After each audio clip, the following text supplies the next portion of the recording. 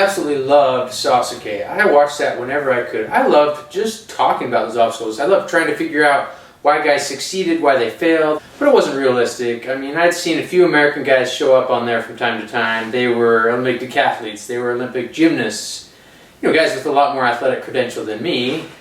And so, just a dream, just something I enjoyed watching.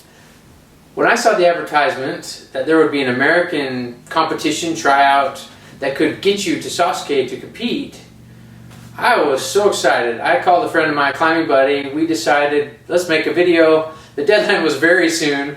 We went to the park and we just started filming ourselves doing stuff. I mean, we were both climbers, but a very diverse athletic background.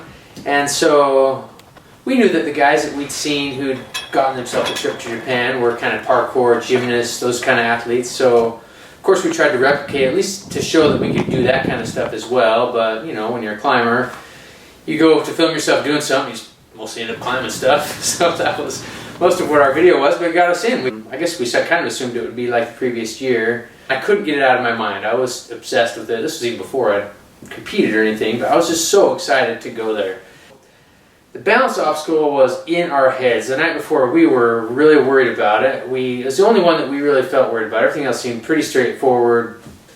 I guess the thing that we felt like would make us unique was when we got to the grip obstacles. As climbers, we felt like we would have a big advantage. In my mind, it had to be a perfect run. If you're going to get to the top 30, you just couldn't make any mistakes. And not having ever tried any of those things, of course, you're like, I don't know, maybe it's harder than we have in our mind.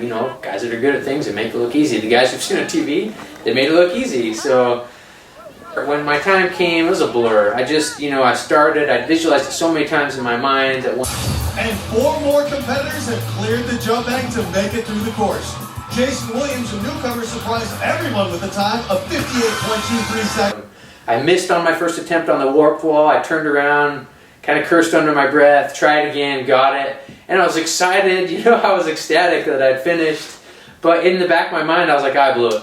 I already blew it. You couldn't make a mistake, you're probably not going to make the top 30. The more I talked with some of the others, I realized that I was probably in a pretty good place. My time was sub 1 minute. And so then I started to kind of settle in and start to think about, all right, what's next? I really had no obstacle experience. I felt like I had great athletic experience, perfect athletic background for this competition, body type, strength to weight ratio, all those things were in my favor, no obstacle experience. So in my mind I thought, all I gotta do, make the top 15, get to boot camp. I know they get a lot of obstacle experience at boot camp. It'll prepare me for Japan. Awesome. That's I guess that's how optimistic I was. Now in American Ninja Warrior, you think of some of our best competitors, they're climbers. In those first few years, most of them were parkour guys, so I felt like I kind of had that edge at that point. When the semifinal day came around, I was so excited to get on the salmon ladder. It was mostly about strength. Wasn't really thinking about technique too much. Yeah, I failed it. The thing I thought would separate me from the rest, there's more to it. I had no technique, I grabbed the bar wrong, it spun in my hands, I was done, I was frustrated. Among those who only made it through the warp wall, Jason Williams had the slowest time. That means he now finds himself on the hot seat. And I'll bet that chair feels like it's on fire, as Jason Williams can only sit and wait for our last 8 runners in their attempt to force him out of the top 15. Even a few competitors who simply finished the salmon ladder and touched the next obstacle went to boot camp. So I was painfully close, and that really haunted me. I was excited about it. It was a fun competition. I was close. I'd say leaving A&W 3, I was really optimistic. I thought I have no obstacle experience. This competition totally fits my athletic background, and I was still this close. I was arm's length from being in boot camp and maybe to Japan. Who knows? I had a great experience. I couldn't wait to come back. I was all in for Ninja Warrior. I needed obstacle experience. So first thing I did when I went home, I went to our family ranch. I started taking over the barn, our equipment shed. I started to fill it with Ninja Warrior obstacles. I built the salmon ladder first. I actually got up at the first time, but the second time. The first time was in the competition, and I didn't figure it out so quickly. So I'd made some friends with some of those NorCal guys, Alan and David, and later Brian Kretsch, Travis Verlanek, who'd helped David build their course, those three guys. They had a training, they had a competition. So by the time ANW4 rolls around, I'm feeling prepared. I feel like, man, I am ready to be a star. Now I've got the experience, you know, I still have, my skills have gotten better. I did well last time. When a competition only takes place once a year, you just hope that when it comes along, you're in a good place, that you're prepared, you're not injured, but unfortunately, stuff can go wrong. Stuff went wrong. I don't know what went right for American Ninja Warrior 4. Long story short, I'm on a couple hours of sleep, we're rolling into LA, we get in a car accident. It had the lock grip the year before, but for some reason, it's not working. Like, it's stopping on the track. They're trying to raise one end, they're trying to lower the other end. It's this problem, and I'm like the next guy to go for hours. I'm right there, you know, I'm on that kind of on deck circle. You get all amped up, you get the adrenaline rush, it's your time, you're nervous. And then they say, oh, no, there's a problem, sit back down. They have some testers come through, they're trying to fix it. It was up and down for hours and hours. I was the next guy up, they take a lunch break. American Ninja Warrior is a unique competition. Most things, when you have an athletic event, you know when you're going to compete, you know when your match starts, you know when your game starts.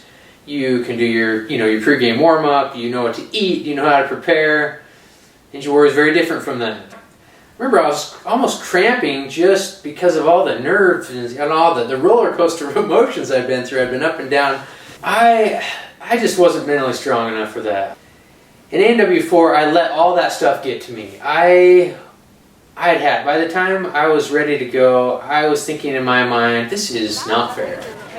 Some rules had changed for ANW4. You didn't have to be fast. You just had to finish the course at this point. And I was stupid. In my mind, I blew it. I went away from my strategy of what I thought. By the time I went, I just thought, I need to make a statement here. I need them to know who I am so I don't get in these situations anymore.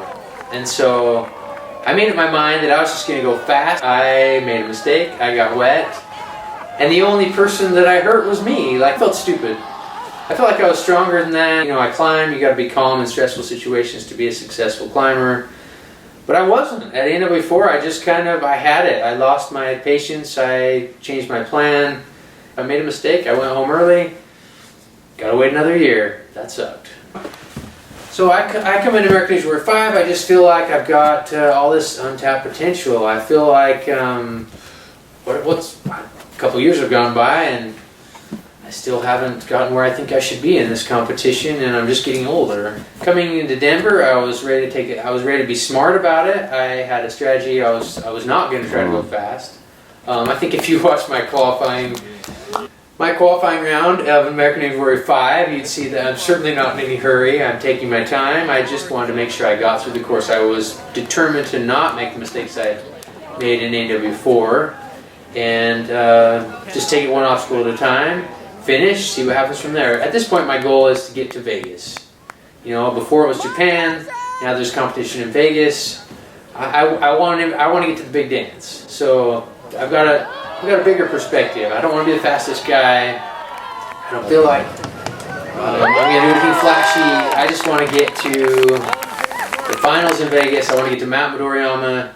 I feel like I want to go all the way. I have the grip strength. I have the potential to do it all. That's where I'll make my mark. The finals, when the finals night comes around in Denver, nobody's getting anywhere on the floating steps. Some are getting through the salmon ladder. Some are. I'm about in the middle of the pack. I'm not the fastest. I'm not the slowest.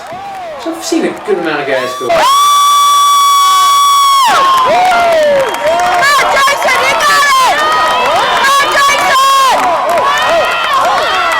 What's different about American Ninja Warrior is the nerve factor. This is only you can get one chance a year.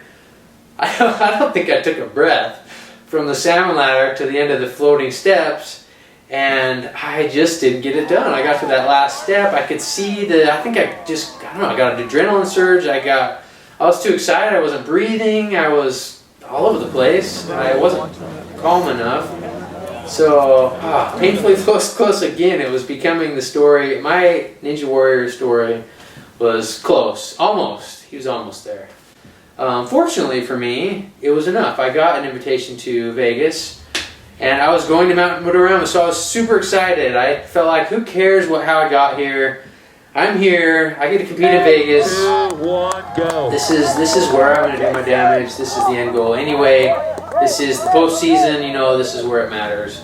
There's only 100 guys there, the top guys from every region, a select group of guys. A lot of the guys that I know at this point, they're all there. I kind of feel like I didn't really, I didn't finish the finals course, which was really disappointing to me. I wanted to really feel like I had obviously earned my spot, but bottom line was I was there. I was going to compete. It didn't matter. I was confident I was going to do well in Vegas, but I didn't. Almost everybody failed the jumping spider. I had done it before. I felt confident in it. Very few guys who failed in AW5 in Vegas failed on things other than the jumping spider. It was disappointing. Go back home, go back to the drawing board, come back more prepared, hope things go better for you the next year. That's all you can do. This American Ninja Warrior 6 defined my American Ninja Warrior experience. It was my lowest moment. It was my highest moment. I'll explain. I guess you could say I'm a seasoned ninja at this time. I competed 3 seasons. There's a lot of new faces showing up. I'd had some success, like probably hundreds of other guys. I just feel like I haven't lived up to my potential. I'm confident. In fact, my confidence is probably higher than it has ever been. So at this point, one of my good friends that I'd met early in American Ninja Warrior, Alan Connealy, he's opened a gym in Northern California. Those guys were kind of my adopted training buddies. They were the guys I felt the closest to in the competition. I didn't compete in their region anymore, but they were the guys I knew from the beginning. I would fly out there and I would compete in competitions. I'd been to David Campbell's backyard course before they had to tear it down a couple times. I've been to Brian Kretsch's backyard where they'd taken those obstacles and kind of redone them so that they could still have a training ground. And then Alan had this great new gym.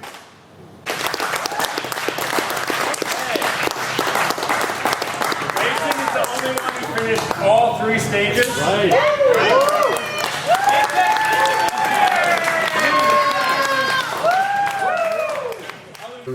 I didn't fail. It was total victory. To me, it was a sign of things to come. I was going to do it on the real thing now. I felt strong. I felt prepared. I had experience. It was all coming together. I really felt like it was my year. But it wasn't. And this time I had to face a new frustration. This time I didn't feel like I did anything wrong. So at American Ninja Warrior 6, I was disqualified on the course.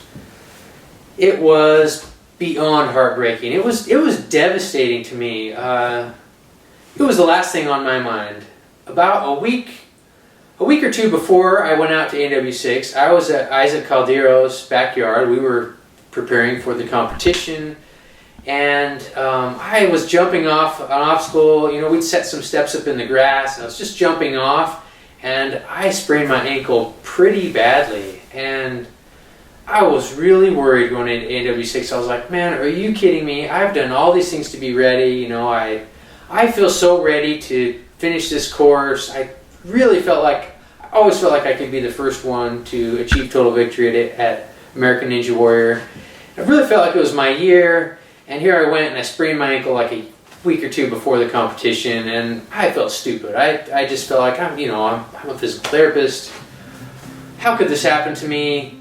It was just a dumb accident. So really, my mind was on my ankle sprain. I was rehabbing at work. I was at lunch as I was in our pool. I was trying to rehab this ankle sprain.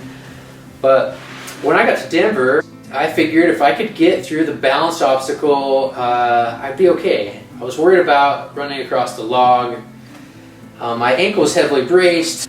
So really, that was my concern going to NW6. You just didn't see people get disqualified in American Ninja Warrior very much. And I've been to school. I've been to graduate school. I listen. I'm a details guy. I listen to the rules. some 70-something guys had gone before me. Nobody had been disqualified. Guys had tried all kinds of stuff. Guys had failed on everything, like I'd seen in previous years. It just wasn't on my mind. It was a cold night. It was below freezing. It was tough conditions. I was in several layers. I think I had thermals on that year. I was stressed about the initial obstacles. I got through them, and as I came down from the spikes, from the net, I felt this relief. I was excited. I knew I was going to finish the qualifying course. These red lights come on. And at first, I really don't even know what's going on. I'm confused. I'm kind of thinking, I keep going, and this voice, I start to hear this voice over the speaker system. I start to pay attention to it. It's telling me, I touch the chain. It's saying these things over this chain over and over again. You touch the chain. And then somebody from off the course is telling me to come off the course. And honestly, I'm super confused. I didn't feel like I did anything wrong. I listened to the rules. I matched my hands on the spike. I was on and off it so quick. I mean, grip strength is one of my strengths. I've been climbing for 25-something years. I certainly wasn't looking for an advantage. I wasn't whatever. I was shocked, confused. At that point, it's just disbelief. I'm like, what is happening? I have no idea. As soon as I'm off the course, it starts to sink in that I'm done. And as I'm coming off the course, one of the casting producers who I had gotten to know a little bit, she approached me and says, Jason, I don't know what just happened, but do you want me to find somebody that you can protest this to? Because I think you need to. Have you seen Tommy Boy? Boy, some chicken wings had really hit the spot. You sure it's closed? Let me check. Yep, it's closed. Okay. That's kind of how it felt to me. Let's just move. They just want to get things rolling through the night. Let's get this filming done, whatever. It made me feel worse because I put a lot into this competition. And I put a lot into being ready. I wasn't just a guy who was there, I wanted to be on TV. I wasn't just a guy who was looking for an experience to be on the course once. I mean, I took this seriously. I had driven my family there on my own dime. Put us up in a hotel. It was a cold night. It was a tough situation.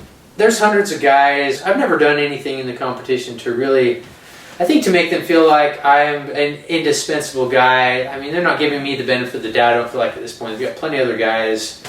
I just think it was a huge deal to me. It was, it was nothing to them. That's how I felt. I mean, before I could blame myself, I made a mistake. I was not mentally strong enough. I was not physically strong enough. This time, I just wanted to earn my spot. I just wanted my chance. So I started to have some correspondence back and forth with some producers from American Ninja Warrior. So what they started to talk to me about was they said, well, look, obviously this is something you feel strongly about. If you come to Vegas, if you can find your way to Vegas, bring yourself there, we will give you an opportunity to test the course. And I don't know what I expected.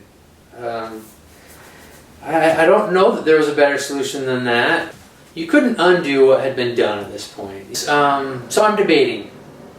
I realized if I ever wanted to compete again, if I ever wanted things to be different for me, I had to go as a tester, and I had to show them what I was capable of. I had to have that breakthrough moment. So I drove to Vegas. I drove to Vegas by myself. I left my family behind, and I was putting a lot of pressure on myself. I think I felt more nervous, more pressure on myself than I did when I competed, and that was because I'd given the producers a hard time. I was getting the feeling from them, I don't know if this is how they meant it. There's an easy solution to this. Have him come to Vegas, he'll get wet, he'll realize, it wasn't that big of a deal. It wasn't like we robbed him of all this stuff. Everybody gets wet. What are the chances you would have actually done something in the competition anyway? So that's what I was going to prove to them. That was my whole objective. If I ever want to be on the show, invited again, if I want things to change for me, if I want to start getting shown on TV, if I want to start getting the opportunities to be in the All-Star or the team competitions or whatever else, so I show up for the testing. There are tons of guys there. I almost didn't stick around, but I remembered there had been times in my life before where I'd been nervous, and I think that's mostly what it was. I was just nervous. I was feeling a lot of pressure on myself, and I'd felt that way before in my life, and there had been times where I'd almost considered not doing whatever I was about to do. And those have been some of my greatest athletic moments, have been some of my greatest experiences, period. So that's what kept me there. I thought, I felt this way before. Let's do it. Let's see what happens. You're ready. I remember my first interaction with Gary, who was the obstacle producer. We'd had some of the back and forth. I saw him. I said, hey, look, Gary, I don't know how I came across in the emails. I'm a reasonable guy. I was extremely frustrated. I'm glad I have the opportunity to be here. Thanks for letting me come. I hope I can prove to you guys that it was a mistake to disqualify me. Long story short, they decide they're going to give, they've been testing individual obstacles. They're going to give 5 guys an opportunity to do a full stage 1 run through. And so I get up on the blocks. I can see the producers are right here. These are the important guys from Ninja Warrior. It's my time to put my money where my mouth was. And I did. I finished the course, I get to the top, and I feel like already I've proven to them my point. I feel like already my objective has been met. Out of 100 guys that get to Vegas every year, the cream of the crop competitors, there's usually like 20 guys who finish stage 1. And I've just finished stage 1. You can't consider yourself an elite competitor until you've at least finished stage 1 in Vegas, or finished the city finals, something, and I hadn't done that, but that felt great. So, long after that, we moved on to testing stage 2. So I get up there on the starting blocks for stage 2, and before I know it, I'm just lifting the walls, and I'm finishing stage 2. So I remember hitting the button on stage 2. Of course, there's not the fanfare of in the real competition. There's not the smoke and the crowd, and I can hear a little bit of a stir amongst the testers, and they seem impressed. And I look over, and the producers are in this little group here, and they're talking about something, and I see Anthony Storms kind of looking at me, sort of. He's talking to them, but he kind of has his arm out. He's sort of giving me the fist bump kind of back like this. He kind of has a smile on his face, and I kind of felt like, okay, he gets it. Like I just felt like I'd kind of arrived in that moment. I felt like clearing stage 2. The testers are asking me about it, and it's they're excited about it. I left that night testing. I left there feeling like I had just changed my whole Ninja Warrior experience. That things were going to be different for me. I just felt like my whole Ninja Warrior experience from this moment forward was going to be so much different. They were going to treat me with the respect I feel like I just earned. They knew me. No doubt I'd be invited back the next year. That was my whole objective to being there. Hopefully now it opened up other opportunities for me. I left that night. I remember driving away from the set that night. I felt like I was on cloud 9. Although very few people had seen it, I had just done something that not very many ninjas had done. I got to stage 3 legitimately, just like a competitor. I wasn't testing all the obstacles first. I'd just cleared 2 stages. Only a handful of guys have been to stage 3 in Mount Midoriyama, and I'd just done it. And I'd done it under a lot of pressure to myself. And so I just felt great. The rest of the story of the testing was I even got a little chance to do some of stage 3 and not all of it, but I got all the way to the flying bars at the end. I felt like I got everything I needed out of the testing experience. I got to see that, hey, if I would have been in the competition, I wouldn't have achieved total victory. I failed on the flying bars, so I couldn't feel too badly about that. But I had shown that I belonged. I'd done enough that I knew I would be invited back the next year. And I felt like I was going to be one of their guys now. They knew me. That's how I left. And that motivated me the whole next year. I trained hard. I felt like, man, I've arrived. This is finally, things are going to be different. Everything's going to go according to plan. Total victory next year is kind of how I felt. That was the year when only 2 guys, Joe Moravsky and Ella Hall, they're the only 2 that cleared stage 2 and got to stage 3. And some of those excited feelings kind of started to change. They started to feel a lot of disappointment. All the what ifs started to kind of come into my mind. What if I wasn't disqualified? What if I would have gotten to Vegas and I would have performed the same way I did as a tester? I'd have been one of 3 guys who got to stage 3. And, everybody walks away from Ninja Warrior with what ifs. There's, that's nothing unique to me, but that's That's kind of what I was feeling too. I felt some of the excitement was the disappointment of what could have been, and I felt those deep feelings of frustration again from the disqualification. I just felt it was rough again, but there was a lot of reason for optimism, a lot of reason to push me.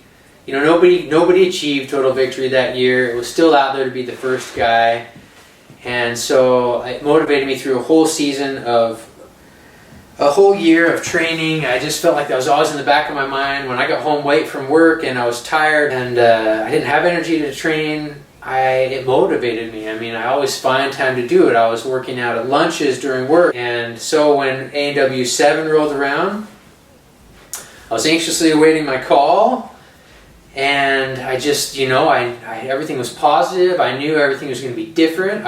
Calls started to go out for invitations, and my phone wasn't ringing. All the guys in Utah that I knew, the guys in our region that I knew, I was seeing on Facebook and things. I saw they were all getting invitations. They were excited to go. Still no call. Everybody knows kind of the last day when calls are going to go out. Day comes and goes. No invitation.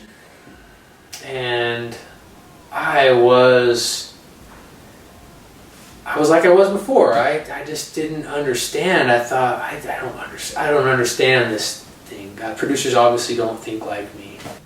And that was devastating. After all I'd been through the year before, so again, I'm just experiencing this terrible frustration, this terrible disappointment. I'm starting to realize, I guess I'm gonna have to start start focusing on other things than Ninja Warrior now that I guess it's passed me by. Obviously, they don't care, and I'm pretty negative about Ninja Warrior at this point. All the optimism I had is kind of washed away with the fact that I didn't get an invitation, because that's why I went there as a tester. And there's a message on my phone, and the message is from a producer of American Ninja Warrior. And they're telling me that somebody who was invited to the competition can't come, and I was one of their alternates, and if I can find my way, this is less than 2 weeks from the competition at this point, but if I can find my way to Kansas City, where they will give me a spot to compete, and do I want it? And, you know, I kind of had to swallow my pride a little bit at this point and just realize, hey, it's still an invitation. You've still done all these things to get ready. But this time around, everything's a little bit different. In Kansas City, I don't know. I was feeling more and more isolated from the competition. I can zip through this season pretty quick. This was a unique year for me where I didn't have my family with me. I was just in a hotel by myself.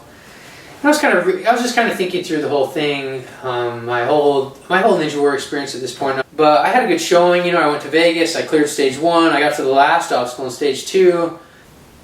Those are all still things I expected to do. I still fell short of my goal. I didn't even get on stage 3 where I felt like I could shine. It was a great experience. I mean, A&W 7, there was Isaac and Jeff, and they were awesome. They finished. They became the first American Ninja Warrior. I was there. I got to witness the whole thing. I mean, it was a highlight, finishing stage 1 in Vegas, and you know, kind of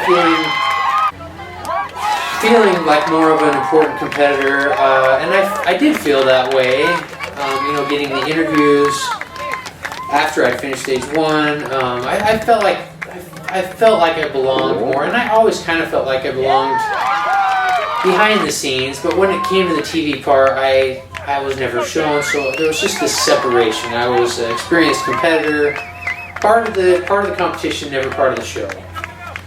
And I guess that's kind of how my A&W experience ended. You know, I came home from A&W 7. I felt good about it. I'd done more. I was part of it all. But again, when I got home and I watched it on TV, they didn't even show a single second of me the whole year. I mean, I don't know. You know, like, they probably don't think about what it's like as for a competitor and what we put into it. And I know there's guys that do it just to be on the show. I mean, that's obvious. But I wasn't one of those guys, and I didn't do it to be on the show. And it was kind of the cool thing for a long time on Ninja Warrior to say, oh, you know, if you weren't shown on TV, you'd just be like, that's not why we do it anyway. We do it for the chorus, we do it for the fun, whatever. But everybody does it for the TV to some extent. I mean, that's kind of what makes it fun. You know, and A&W 7 was maybe more disappointing after I thought things would be different for me from the testing. And my good showing there, and then having success this time, you know, in the back of my mind, I thought, well, I just have to do better. If I want to be on TV, you got to be a good competitor. So I cleared stage 1. I finally got over that hurdle. There's not a lot of guys that do that. There were more guys than usual at A&W 7, but certainly I thought I would be shown to some degree. I mean, I even accepted an invitation out to go watch the season finale preview show in LA in this cool park. But that's where I decided I was done. You know, with all the festivities going on, a lot of the ninjas weren't really watching the show, but I was watching. I hadn't been shown for a single second for the whole season yet at this point, and I was watching. I thought, okay, that's cool. If I'm on the season finale, finally they'll show me there. That's about that, you know. Even if I wasn't sure, that's the one everybody's going to watch. I mean, I knew 2 guys were going to get total victory. People were going to be watching that. And I was like, that's cool. They'll show me on stage 2. But they didn't. And when the preview show passed that point, I was done. I just was... Everything came back to me, and everything... I just couldn't get out of there fast enough. I was terribly... you know, I was just so mad. This thing that I put so much of my life into just didn't care. And my wife was there. She'd been supportive the whole time, but we'd always watched on TV, and I'd spent a lot of our resources, a lot of my time, and there's stuff I miss about American Ninja Warrior. It's gotten more and more popular. I think the thing I miss is I miss having something to compete for. What American Ninja Warrior did for me is it gave me something meaningful to train for. You know, I'm 42 years old. I'm almost 43. I do miss having a competition, being involved in a competition that's meaningful to a lot of people, and standing at the starting blocks for a competition that means so much, that has so much pressure on you, and to see what you'll do in that moment and to kind of prove yourself. That's what I miss. I miss that part of it. I just miss proving myself and challenging myself to something that makes me very uncomfortable. And I guess that's part of why I did it too. I did it because if you don't do things that make you feel uncomfortable, you don't ever know what you're capable of. But learning something about myself in the process, learning that learning what you do when you're nervous, learning can you pull it together, can you overcome fear. I mean, that's part of why I climb. I love the challenge of something new. If somebody tells you something's impossible, you learn, when you're a climber, you learn that things aren't impossible. A lot of things feel impossible the first time you try it. I guess that's part of the reason why I kind of wanted to make a video, partly just to make sense of my whole Ninja Warrior experience. I was fortunate I got to be involved in it for 5 years. I was fortunate that out of thousands and thousands of people every year who want to compete, they kept calling me.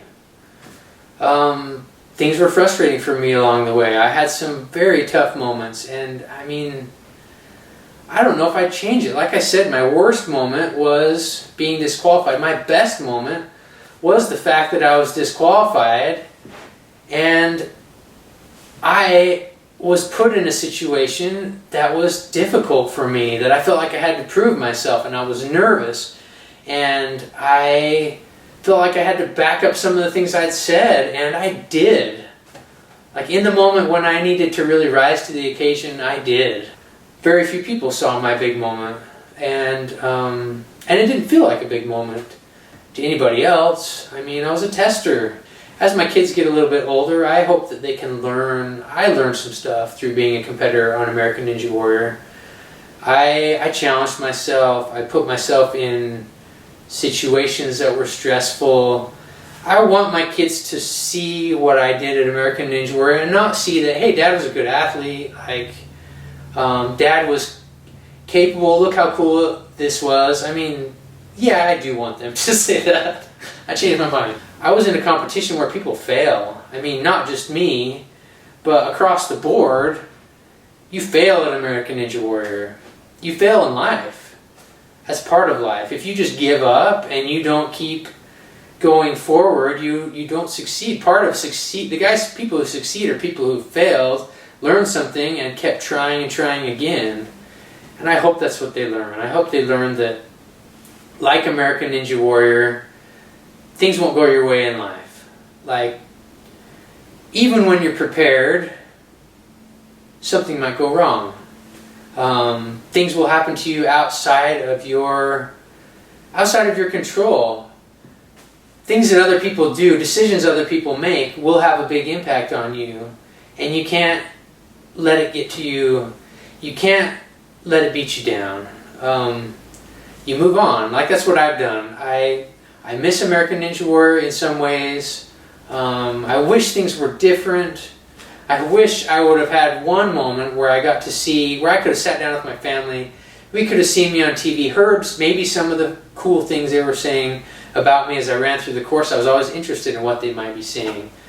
I am sad I didn't get that moment. I never saw any footage of me from their cool camera angles, from, and I was never sitting next to my kids, seeing them excited that Dad was on TV and, all of that. I wish I would have had that experience.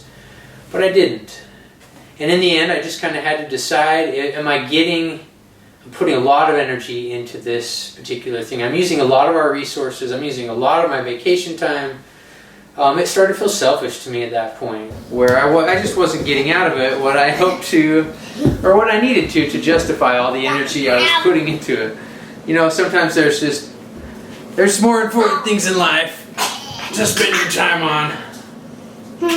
Now can go. Let's go eat dinner.